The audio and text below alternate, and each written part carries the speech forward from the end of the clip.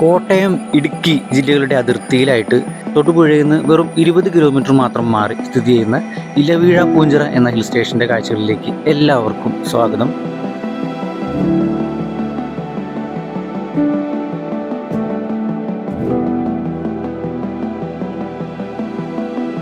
ഞാനപ്പോൾ തൊടുപുഴയിൽ നിന്നാണ് യാത്ര സ്റ്റാർട്ട് ചെയ്തത്.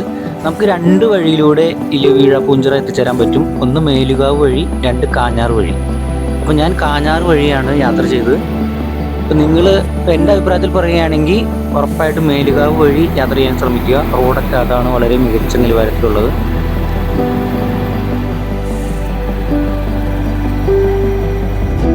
അങ്ങനെ ഇലവീഴാപൂഞ്ചിറയുടെ എൻട്രൻസിലേക്ക് എത്തി.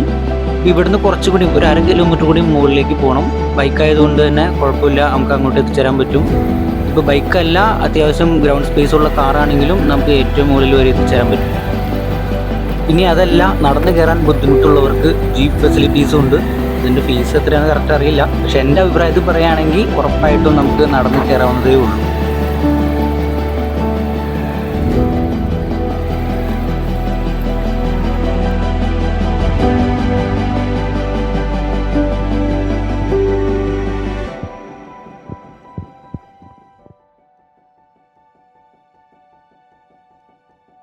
അപ്പം നമ്മൾ വണ്ടി പാർക്ക് ചെയ്തിട്ട് മുകളിലേക്ക് നടക്കുകയാണ്. ഇനി പാർക്കിംഗ് ഏരിയയിൽ നിന്ന് ഇതിൻ്റെ മുകളിലേക്ക് വണ്ടി പോകാനുള്ള അനുമതിയില്ല. അപ്പോൾ മിനിറ്റിനാണ് കേട്ടോ ഇവിടുത്തെ കാലാവസ്ഥ മാറിക്കൊണ്ടിരിക്കുന്നത്. ചില ഒറ്റ മിനിറ്റിലാണ് കാലാവസ്ഥ മാറുന്നത്. ചിലപ്പോൾ വെയിലാണെങ്കിൽ ഒറ്റയടിക്ക് നല്ല മഞ്ഞിലേക്ക് മാറാണ്. അപ്പോൾ ഒരു രീതിയിലുള്ള പ്രൊഡിക്ഷനും നടക്കില്ല.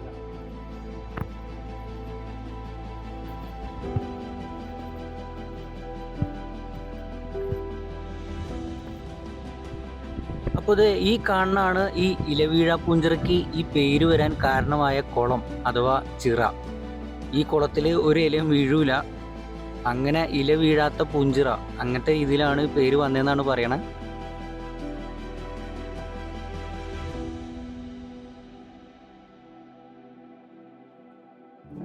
അപ്പോൾ നമ്മൾ ഈ മുകളിലേക്ക് കയറി പോണ വഴിക്ക് നല്ല കാഴ്ചകൾ കണ്ട് നമുക്ക് പോകാൻ പറ്റും. മലങ്കര ഡാമാണ് ആ കാണുന്നത്. ആ മലങ്കര ഡാമിൻ്റെ നല്ല ലോങ് വ്യൂ, ഒപ്പം മൂലമറ്റം പവർ സ്റ്റേഷനിൽ നിന്ന് കറണ്ട് ഉൽപ്പാദിപ്പിച്ച ശേഷം വരുന്ന വെള്ളമാണ് ആ കാണുന്നത്. ഈ വെള്ളമാണ് മലങ്കര ഡാമിൽ പോയി കയറുന്നത്. അപ്പോൾ വളരെ നല്ല വ്യൂസ് നമുക്ക് ഇവിടെ വന്ന് കിട്ടും.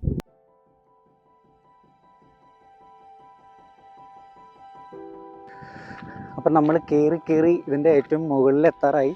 അപ്പോൾ ഇതിൻ്റെ മുകളിലായിട്ട് ഒരു പഴയൊരു റേഡിയോ സ്റ്റേഷൻ ഉണ്ട്. അപ്പോൾ അതാണ് ഇതിൻ്റെ മുകളിലെ ഏറ്റവും വലിയ ഹൈലൈറ്റ് എന്നാണ് പറയണത്. അപ്പോൾ നമ്മൾ അങ്ങോട്ടാണ് ഈ പോണത്. ഇത് കയറി വന്ന വഴി കണ്ടാൽ തന്നെ മനസ്സിലാവില്ലേ, ഇത് ആർക്ക് വേണമെങ്കിലും കയറി പോരാം, കൊച്ചു കുട്ടികൾക്ക് വരെ കയറി പോരാം. അത്രയ്ക്ക് സിമ്പിളാണ്.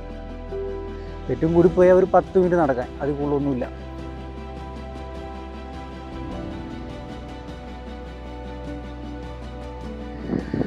അപ്പോൾ അതെ, ഇതാണ് നമ്മുടെ ഓൾഡ് റേഡിയോ സ്റ്റേഷൻ.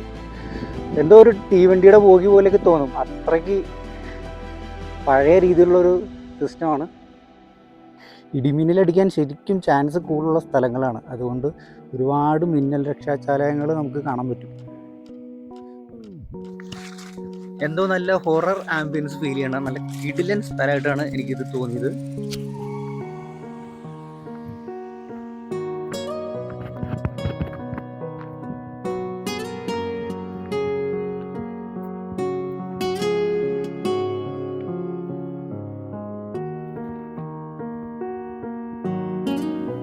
അപ്പം നമ്മൾ ഈ റേഡിയോ സ്റ്റേഷൻ എത്തിയ ശേഷം അവിടെ നിന്ന് പിന്നെയും മുമ്പോട്ട് പോവുകയാണെങ്കിൽ ഇത്രയും നേരം നമ്മൾ വന്നതിനേക്കാളും ഏറ്റവും മികച്ച രീതിയിലുള്ള കാഴ്ചകൾ അവിടെ നിന്ന് നമുക്ക് കാണാൻ പറ്റും.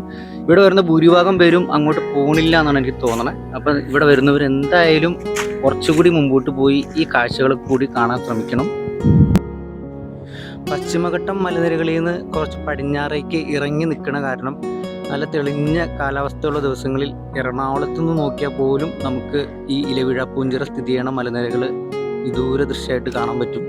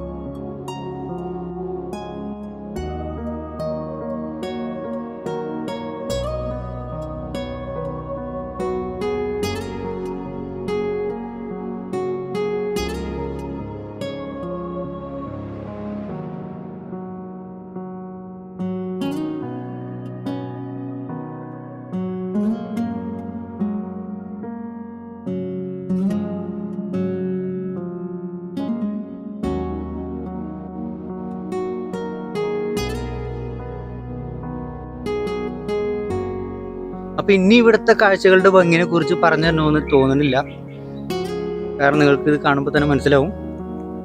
അപ്പോൾ ഈ ചെറിയ വീഡിയോ ഇവിടെ അവസാനിക്കുകയാണ്. വീണ്ടും നല്ലൊരു വീഡിയോ ആയിട്ട് വരുമ്പോഴേക്കും ബൈ.